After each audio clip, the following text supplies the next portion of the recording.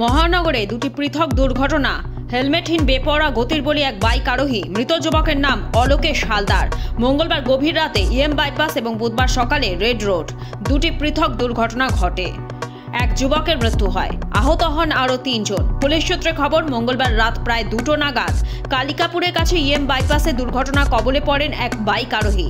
তার মাথায় হেলমেট ছিল না। প্রচণ্ড গতিতে বাইকে চেপে ঢালাই ব্রিজ থেকে রুবি মোড়ের দিকে আসছিলেন তিনি। সিংহবাড়ি মোড়ের কাছে দাঁড়িয়ে থাকা একটি গাড়িকে প্রথমে ধাক্কা মারে বাইকটি।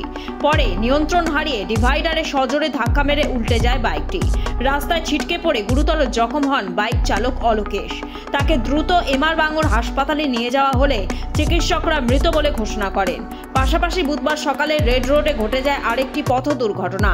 একটি দ্রুতগামী গাড়ি নিয়ন্ত্রণ হারিয়ে প্রথমে বিদ্যুতের খুঁটিতে, পরে কিছুটা এগিয়ে একটি গাছে ধাক্কা মারে। দুর্ঘটনায় গাড়ির সামনের অংশ সম্পূর্ণভাবে দুমড়ে মুচড়ে যায়। গুরুতর আহত গাড়ির 2 আরোহী ছেলে ও বাবা এসএসকেএম হাসপাতালে চিকিৎসাধীন। এই দুর্ঘটনায় জখম হন এক পথচারীও। মহারাষ্ট্রের নম্বর প্লেট লাগানো গাড়িটির পরীক্ষার ব্যবস্থা করা হচ্ছে বলে জানান কলকাতা পুলিশের ট্রাফিক বিভাগের এক আধিকারিক। ব্যুরো রিপোর্ট, লটারি সংবাদ।